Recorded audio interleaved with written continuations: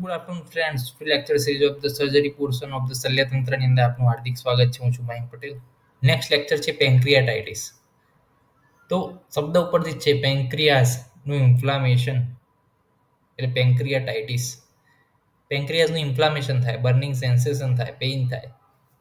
Types જે છે એના ટાઈપ ડાયરેક્ટ જોઈએ આપણે. તેના ટાઈપ છે કે એક્યુટ પેન્ક્રિયાટાઇટિસ, એક્યુટ રિલેપ્સિંગ પેન્ક્રિયાટાઇટિક અને ક્રોનિક પેન્ક્રિયાટાઇટિસ અને ક્રોનિક રિલેપ્સિંગ પેન્ક્રિયાટાઇટિસ. એટલે એક્યુટની અંદર પણ વારંવાર થતું હોય અને ક્રોનિકની અંદર પણ વારંવાર થતું હોય. રિલેપ્સિંગ એટલે વારંવાર થવું. તો એક્યુટ પેન્ક્રિયાટાઇટિસ તો છે. એક્યુટ રિલેપ્સિંગની અંદર રિપીટેડ એપિસોડ ધ એક્યુટ પેન્ક્રિયાટાઇટિસ અને ક્રોનિકની અંદર ક્રોનિક રિલેપ્સિંગ પાવું.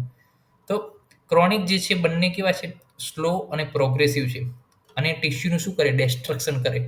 ત્યાં આગળ જે છે ફાઇબ્રસ જમા થાય અને ફંક્શનલી પેન્ક્રિયાસ જે છે નબળું પડે, ફંક્શનલી પેન્ક્રિયાસ વીક બને.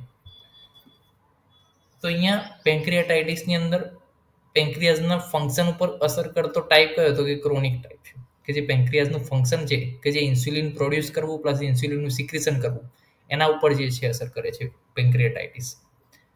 તો નિદાન શું, કોઝ શું પેન્ક્રિયાસનું ઇન્ફ્લામેશન થવાના? તો એના માટે A to G ની એક થિયરી આવે છે. એ ફોર આલ્કોહોલ, મેજર જે છે કોઝ આવે. આલ્કોહોલ જો પેશન્ટ લેતું હોય તો એની અંદર શું થાય, એની અંદર પ્રોટીન પ્લગ બને અને એ પ્રોટીન પ્લગ શું છે, પેન્ક્રિયાટિક ડક્ટ જે છે એનો અવરોધ કરે, એની અંદર સ્ટેનોસિસ પ્રોડ્યુસ કરે. તો એ જે આલ્કોહોલવાળા પેશન્ટ જે છે એની અંદર પ્રોટીન પ્લગ બને અને પ્રોટીન પ્લગ જે છે પેન્ક્રિયાટિક ડક્ટ શું કરે, અવરોધ. બીજું છે ટ્રિપ્સિનોજનનો સ્ત્રાવ થાય અને ટ્રિપ્સિનોજન જે છે સ્પિન્ક્ટર ઓફ ઓડી કે ગયો આવી ગયો. આ સ્પિન્ક્ટર ઓફ ઓડી જે છે કે જે ડિયોડિનમમાં ખુલે છે, એ સ્પિન્ક્ટર ઓફ ઓડીનું સ્પાઝમ કરી નાખે. સ્પાઝમ મીન્સ કે એની જે મૂવમેન્ટ થવી જોઈએ મસ્ક્યુલર, કે જેના કારણે ઇન્સ્યુલિન અને સીબીડીમાંથી આવતું જે પિત્ત છે એનું સિક્રિશન થાય છે, એ સ્પાઝમના કારણે થશે નહીં. એની અંદર મૂવમેન્ટની અંદર તકલીફ પડશે એટલે ફંક્શનલી પેન્ક્રિયાસ શું બનશે, વીક બનશે. તો આલ્કોહોલ જે છે મેજરલી કોઝ છે. બે કારણ છે, કારણ કે પ્રોટીન પ્લગ બને છે. નંબર 2, ટ્રિપ્સિનોજનનો સ્ત્રાવ કરે છે. ટ્રિપ્સિનોજન સ્પિન્ક્ટર ઓફ ઓડીનો સ્પાઝમ કરે છે. નેક્સ્ટ વાત કરીએ બાયલરી ટ્રેક્ટના કોઈ પણ પ્રકારના ડિઝીઝ હોય તો એ બાયલરી ટ્રેક્ટ જે છે આપણે વાત કરી હતી કે આ બાયલરી ટ્રેક્ટ જે છે ઉપરની થઈ ગઈ બાઇલ ડક્ટ, થઈ હિપેટિક ડક્ટ, કોમન બાઇલ ડક્ટ. આના કોઈ પણ ડિઝીઝ હોય, ડિઝીઝ મીન્સ કે ઇન્ફ્લામેશન હોય કે ઇન્ફેક્શન હોય, તો એ જે છે ઇન્ફેક્શન ઇન્ફ્લામેશન પેન્ક્રિયાટિક ડક્ટ સુધી આવી શકે છે અને પેન્ક્રિયાટિક ડક્ટમાં ઇન્ફ્લામેશન આવે તો એ ઇન્ફ્લામેશન પેન્ક્રિયાટિક ડક્ટ મારફતે આખા પેન્ક્રિયાઝની અંદર જઈ શકે છે. તો જોયું કે બાયલરી ટ્રેક્ટનો કોઈ ડિઝીઝ હશે તો એ પેન્ક્રિયાઝનું પણ ઇન્ફ્લામેશન કરી શકે છે. ઇન્ટર રિલેટેડ છે બધું. ત્યારબાદ નેક્સ્ટ જોઈએ કે કોઈ પ્રકારની ડ્રગ હોય, કોઈ કઈ ડ્રગ, કોર્ટિકોસ્ટીરોઇડ છે, ઇસ્ટ્રોજન છે, ડાયુરેટિક છે, ટેટ્રાસાઇક્લિન છે. ટેટ્રાસાઇક્લિન એન્ટીબાયોટિક છે. તો 4-5 પ્રકારની કેટલીક ડ્રગ છે, એ ડ્રગના વધુ પડતા ઉપયોગથી પણ પેન્ક્રિયાઝનું ઇન્ફ્લામેશન થઈ શકે છે. કોલિસિસ્ટાઇટિસ જે છે એ પણ એક પ્રકારનું કારણ છે. ગોલ બ્લેડરનું પ્લસ જે છે કારણ, ગોલ બ્લેડરનું ઇન્ફ્લામેશન જે છે, ગોલ બ્લેડરનું ઇન્ફ્લામેશન ક્યાં આવે, બાઇલ ડક્ટમાં. બાઇલ ડક્ટમાંથી ઇન્ફ્લામેશન ક્યાં જાય, અહીંયા સાંભળ જોઈએ. અહીંયા કોલિસિસ્ટાઇટિસ હોય તો એ કોલિસિસ્ટાઇટિસ ક્યાં આવે, ફેલાઈને અહીંયા આવે હિપેટિક ડક્ટ. ઓકે, પછી સીબીડીમાં જાય, પછી સીબીડીમાંથી અહીંયા આવે પેન્ક્રિયાટિક ડક્ટમાં. ઇન્ફ્લામેશન ક્યાં જાય, પેન્ક્રિયાઝમાં. તો કોલિસિસ્ટાઇટિસ પણ પેન્ક્રિયાટાઇટિસનું કારણ બની શકે છે. બીજું ઈ ઉપરથી હવે જોઈએ તો એફ ઉપરથી જોઈએ ફેમિલી હોઈ શકે અને જી ઉપરથી જીનેટિક હોઈ શકે.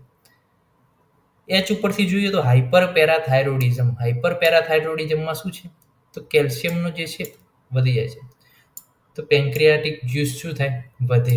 એટલે પેન્ક્રિયાઝનું શું થાય, ઇન્ફ્લામેશન થાય, નિયોપ્લાસ્ટિક જેવી કન્ડિશન પ્રોડ્યુસ થાય છે. પ્લસ આઈ ઉપરથી જોઈએ તો injury to the organ, operation દરમિયાન અથવા તો કોઈ પણ પ્રકારના એક્સિડન્ટ દરમિયાન જો પેન્ક્રિયાઝને ઇન્જરી થાય તો એના કારણે પણ ત્યાં આગળ ઇન્ફેક્શન થાય, ઇન્ફ્લામેશન થઈ શકે છે. અને છેલ્લું જે પોસ્ટ ઓપરેટિવ પેન્ક્રિયાટાઇટિસ, એટલે કે ઓપરેશન થાય એની અંદર કોઈ પણ પ્રકારની ખામી રહી ગઈ હોય તો તેના કારણે પણ પેન્ક્રિયાઝનું ઇન્ફ્લામેશન થઈ શકે છે.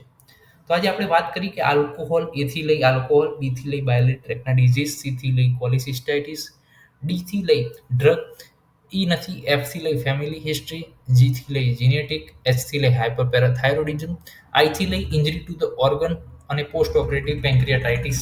આ બધા શું હતા? પેન્ક્રિયાઝના ઇન્ફ્લામેશન થવા માટેના કારણો હતા કે જે આપણે એથી જી સુધી આપણે વાત કરી. તો નેક્સ્ટ જોઈએ કે લક્ષણો શું પ્રોડ્યુસ થાય. જો પેન્ક્રિયાઝનું ઇન્ફ્લામેશન પ્રોડ્યુસ થાય તો એની અંદર બંને સેક્સની અંદર ઇક્વલી અફેક્ટેડ થાય, કારણ કે પેન્ક્રિયાઝ તો બંનેની અંદર સેમ જ છે ઓર્ગન. ત્યારબાદ વધુ જમ્યા પછી, વધુ દારૂ પીવા પછી દુખાવો શરૂ થાય છે. જો વધારે જમવામાં આવે તો શું થાય? એબ્ડોમિનલ પ્રેશર પ્રોડ્યુસ થાય. ગેસ્ટ્રિક જે છે, ગેસ્ટ્રિક એટલે જે જઠર છે એનું પ્રેશર આવે.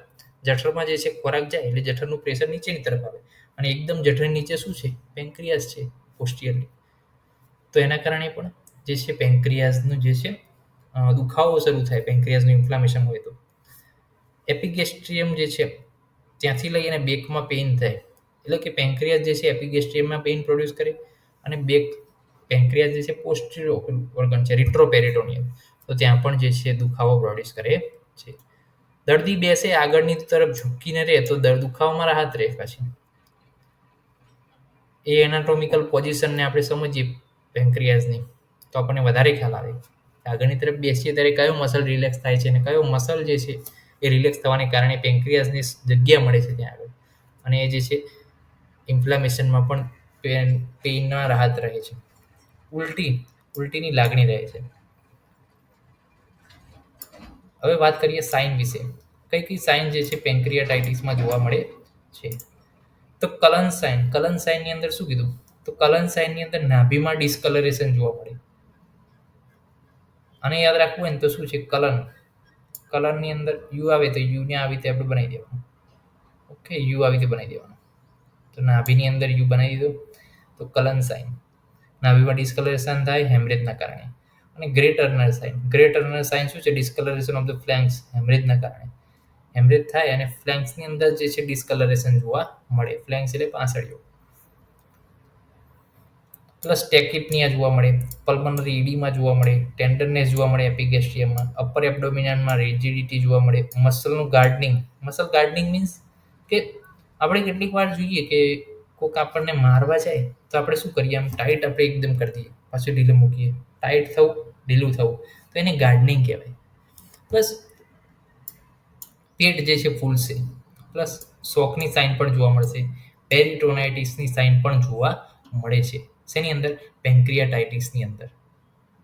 તો કલન સાઇન અને Grey Turner sign main sign છે. આ બંનેને યાદ રાખવાની છે. આ એક અને આ બે. બીજું યાદ નહીં રહે તો ચાલશે.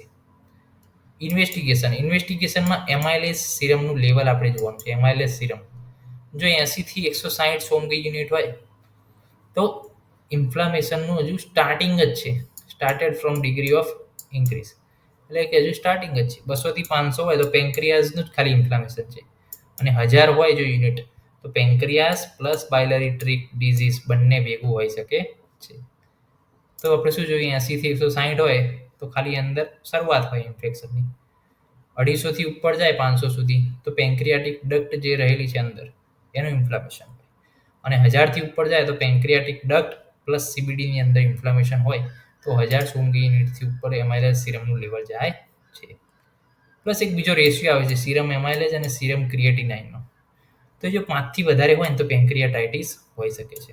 એક્સરે કરાવવાનું, ઈએસજી કરાવવાનું, ઈઆરસીપી કરાવવાનું. ઓકે, ચિકિત્સાની અંદર શું છે? એસ્પાઇરેશન. કોઈ પણ પ્રકારનું ફ્લૂડ જો ભરાયું હોય તો અંદર એસ્પાઇરેશન ત્યાંથી રિમૂવ કરવાનું. બ્લડ ટ્રાન્સફ્યુઝન, જે બ્લડ જે છે એ ટ્રાન્સફર કરવું પડે છે કેટલીક વાર, કારણ કે હેમરેજ થાય તો બ્લડ લોસ થાય છે અને એના કારણે જે છે બ્લડ ટ્રાન્સફ્યુઝન કરવું પડે. ચાર્ટ્સ બનાવવા પડે, મોનિટરિંગ કરવું પડે 24 અવર્સ. ઇસીજી છે, બીપી છે, હાર્ટ રેટ છે, પલ્સ રેટ છે, રેસ્પિરેટરી રેટ છે, એનો ચાર્ટ્સ બનાવવો પડે.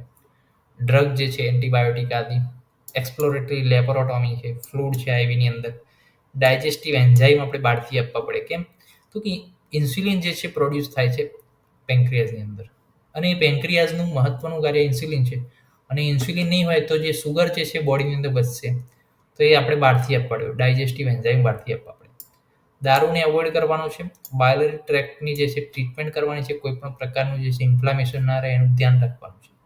અહીંયા પણ ABCDEFG એ જ પ્રકારે ગોઠવેલું છે. તો એકવાર જોઈ લેજો, યાદ રહી જશે. તો આજે આપણે જોયું પેન્ક્રિયાટાઇટિસ કયા કયાના ટાઈપ છે, કારણોમાં ABCDEFGHI સીધી જોઈએ, લક્ષણો જોઈએ, સાઇન જોઈ, Cullen sign, Grey Turner sign, plus ઇન્વેસ્ટિગેશનમાં એમાઇલેસ સિરમનું લેવલ 80 થી 160 હોય તો ક્યાં હોય, 200 થી 250 500 સુધી હોય તો ક્યાં હોય, અને 1000 સુધી હોય એમાઇલેસ સિરમનું લેવલ તો ઇન્ફેક્શન ઇન્ફ્લામેશન ક્યાં સુધી ફેલાયું એના વિશે માહિતી મેળવી. સિરમ એમાઇલેઝ અને સિરમ ક્રિએટિનાઇનનો રેશિયો વિશે પણ વાત કરી. જો 5 થી વધારે હોય તો પેન્ક્રિયાટાઇટિસ હોવાની શક્યતાઓ ઘણી વધી જાય. એક્સરે યુએસજી ARCP પણ કરાવી શકીએ છીએ.